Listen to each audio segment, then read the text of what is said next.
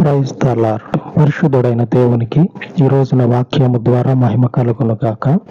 ఈ రోజున వాక్య ధ్యానమునకు ప్రతి ఒక్కరికి దేవుని పేరట ప్రైజ్ ద లార్డ్ వందనాలు.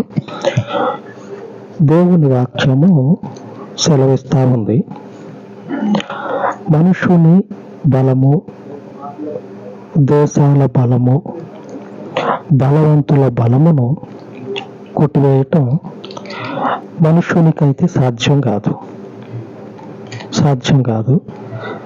దేవునికి సాధ్యమవుతుంది. ఒక మనుషుణ్ణి పడగొట్టాలన్నా నిలబెట్టాలన్నా. అయితే మన జీవితాల్లో దేవుని చిత్తంలో దేవుని బలము ఏ రీతిగా మనుషుల్ని కొట్టేసి దేవుడు మనకు తోడై ఉంటాడో ధ్యానించుకుందాం.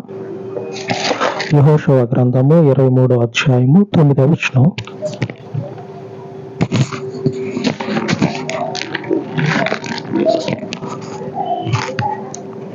యెహోవా బలము గల గొప్ప జనములను మీ ఎదుట నుండి కొట్టివేసి ఉన్నాడు. మీ ఎదుట నేటి వరకు ఏ మనుషుడును నిలిచి ఉండలేదు. దేవుడు ఇశ్రాయేలీయుల ప్రజలతో చెప్తా ఉన్నాడు. ఏమని చెప్తా ఉన్నాడంటే,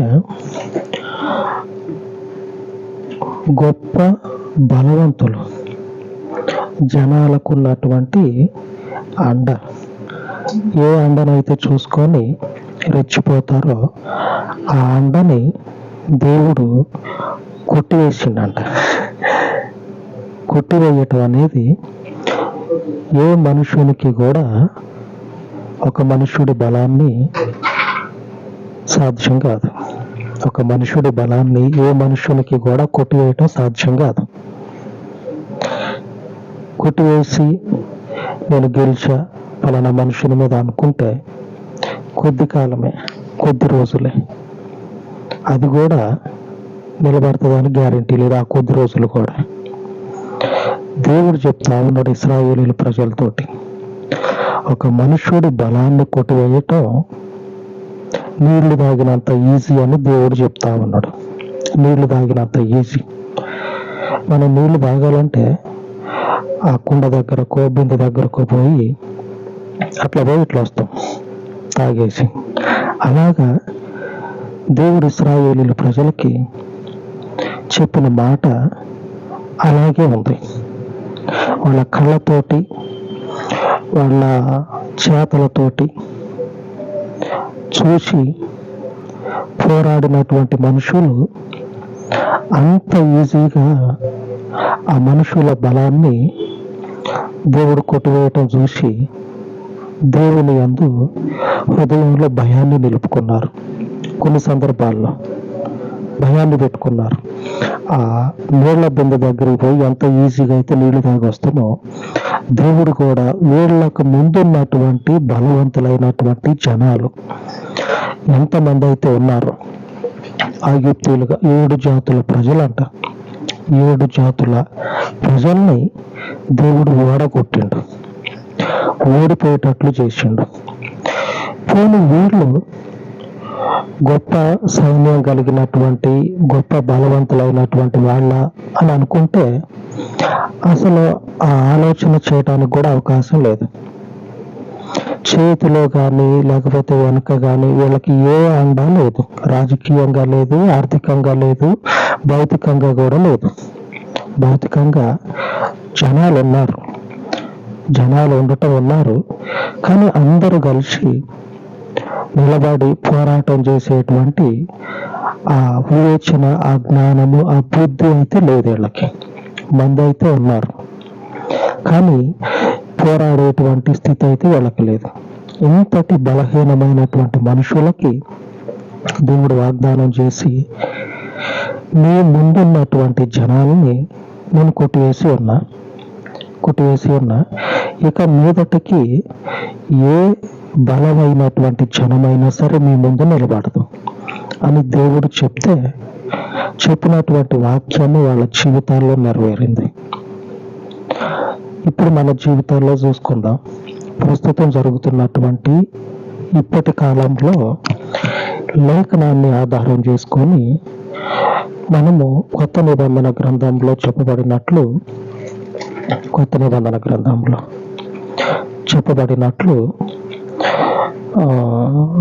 యేసు ప్రభు శిష్యులతోటి చెప్తాడు. లూకాసు వార్త చివరి అధ్యాయంలో ఉంటుంది. ఆ లేఖనం మొద్దులే, లేఖనం నేనేం చెప్పను, కానీ అక్కడ ఒక మాట ఉంటుంది, నేను గుర్తు చేస్తా. మీరైతే అపోస్తుల కార్యము 13వ అధ్యాయం తీసిపెట్టండి. 116వ పేజ్, 115వ పేజ్. లూకాసు వార్తలో యేసు ప్రభు శిష్యులతో ఒక మాట చెప్తాడు.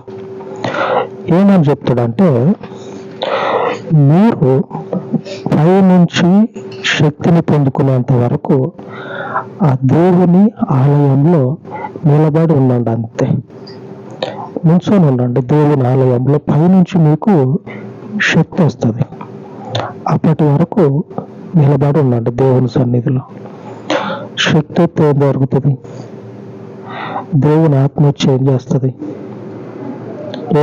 అంటే, లేఖనంలో మనం చదువుకున్నట్లు జనముల బలమును దేవుడు కొట్టేస్తాడు. యెహోషువ గ్రంథంలో మనం చదువుకున్నట్లు దేవుడు చెప్తా ఉన్నాడు, బలము కలిగినటువంటి గొప్ప జనములను మీ ఎదుట కొట్టివేయబోతా ఉన్నాడు. దానికి మీరు ఏం చేయాలంటే, ఆ పైనుంచి దేవుని శక్తి వస్తుంది. ఆ శక్తి వచ్చేంత వరకు మీరు అలాగనే నిలబడి దేవుని సన్నిధిలో ఉండండి. మనం ఉద్యోగానికి పోతాం, లేకపోతే పోయి కాలేజీలోనో స్కూల్లోనో కూర్చుంటాం. లేఖనం ముందు పెట్టుకొని ఇది నాకే అని చెప్పినని చదువుకున్నంత మాత్రాన లేఖనంలో ఉన్న దేవుని ఆ వాగ్దానము నెరవేరదు. ఎప్పుడు నెరవేరుతుంది అంటే, మనము పోయేటువంటి స్థలము ఆయన చేత మనకు అప్పజెప్పబడినప్పుడు నెరవేరుతుంది.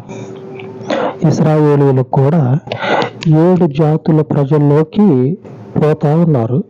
పోబోయే ముందు దేవుడు చెప్తా ఉన్నాడు, ఏ ఒక్క మనుషుడు ఈ 7 జాతుల్లో ఉన్నటువంటి మనుషుల్లో నుంచి ఏ ఒక్కడు కూడా మీ ముందు నిలబడ్డు, కాబట్టి మీరు వెళ్ళిపోండి అని చెప్పానని దేవుడు చెప్తాడు.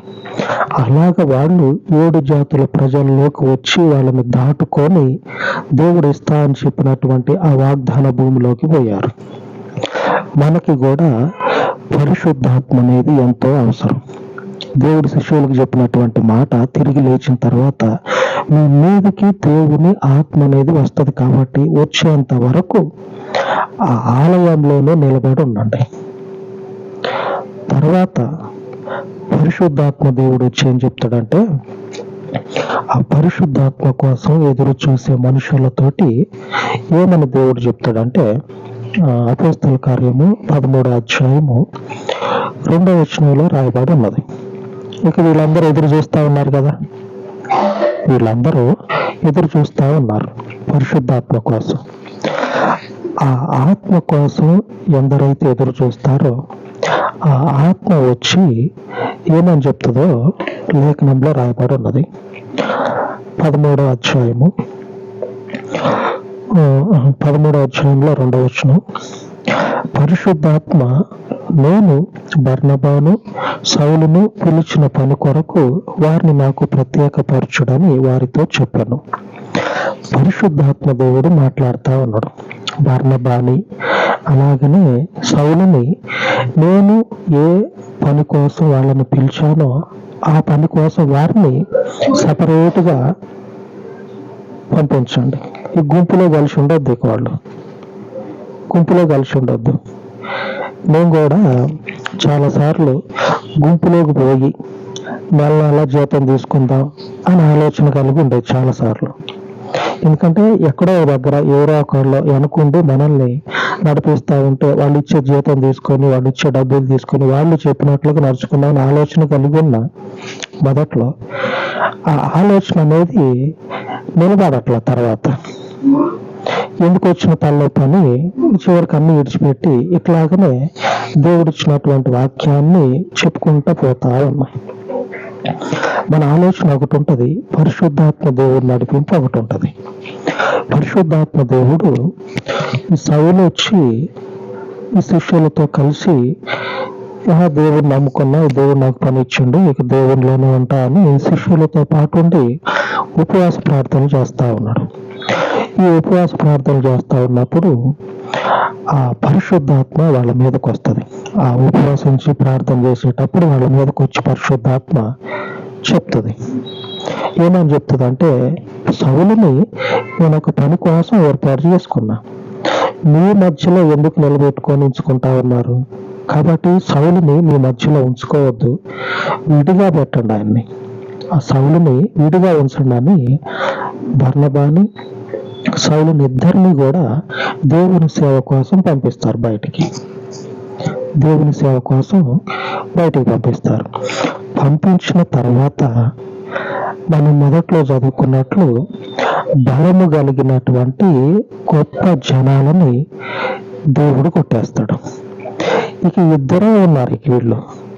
ఈ ఇద్దరు దేవుని వాక్యాన్ని పట్టుకొని పోతా ఉంటే బలమైనటువంటి దేశాలలో అడుగుపెట్టి బలమైనటువంటి మనుషుల మధ్యలోకి పోయి దేవుని గురించి చెప్తా ఉంటే ఆ ప్రజలందరూ కూడా తిరుగుతా ఉన్నారు దేవుని వైపు. లేఖనం ఏం చెప్తా ఉన్నదంటే, మీకంటే బలవంతులైనటువంటి వాళ్ళ యొక్క బలాన్ని నేను కొట్టివేసి ఉన్నా, కాబట్టి మీరు ఇవ్వండి. మీరు పోయినటువంటి ప్రతి ప్రదేశంలో కూడా దేవుని శక్తి దేవుని కార్యాలను జరిగిస్తుంది. దేవుని కార్యాలని పేతురు కూడా ఈ స్థితిని అనుభవంలోనికి తెచ్చుకొని, ఇప్పటి వరకు మనం చెప్పుకున్నవన్నీ కూడా పేతురు జీవితంలో చూసి ఆ బలమైనటువంటి మనుషులకి ఒకప్పుడు దేవునిని ఎరగకుండా ఏ స్థితిలో అయితే ఉన్నారో ఆ స్థితిని విడిచిపెట్టి దేవునిలోనికి వచ్చినటువంటి వారిని గురించి పేతురు ఒక మాట రాసి చెప్తాడు. ఎన్నో పేజీ అంటే 214 పేజీ. 214 పేజీ. పేతురు వాళ్ళతోటి చెప్తాడు, సౌలుకి బర్నబాకి దేవుడు ఎలాగ తోడుగా ఉండి అన్ని ప్రదేశాలలో వాక్యం చెప్పడానికి సహాయం చేసి చెప్పిన ప్రతి ప్రదేశంలో కూడా చేర్చబడతా ఉన్నారు. వాళ్ళు బలమైనటువంటి వాళ్ళు. లేఖనం ఏం చెప్తా ఉన్నది, దేవుడు బలము కలిగినటువంటి జనములని కొట్టివేసిండు. వాళ్ళ బలము నిలబడదు. ఎందుకంటే పైనుంచి శక్తి పొందేంత వరకు దేవుని సన్నిధిలో నిలబడను. అంటే ఆయన పిలుపు కోసము, ఆయన యొక్క శక్తి కోసం కాసుకొని కూర్చున్నాం దేవుని సన్నిధిలో. ఆయన కోసం ఎదురు చూస్తూ ఉన్నప్పుడు బలాన్ని కలుగజేసి బలవంతులైనటువంటి వాళ్ళ మధ్యలోనికి పంపించి ఈ దేవుని బలము చేత అనేకులు దేవుని వైపు తిప్పబడేటట్లుగా దేవుడు కార్యాలు జరిగించాడు. మనకి కూడా ఎంతటి బలవంతుల మధ్యలో ఉన్నా ఆ పరిశుద్ధాత్మ దేవుడు మనతో ఉన్నాడు కాబట్టి వాళ్ళ బలం అంతటిని కూడా దేవుడు ఈ పూచిక పుల్ల అని అంటారు కదా, అలాగే దాంతో సమానంగా తీసేస్తాడు. ఒక మనుష్యుని బలాన్ని కొట్టివేయటం దేవునికి మాత్రమే సాధ్యం.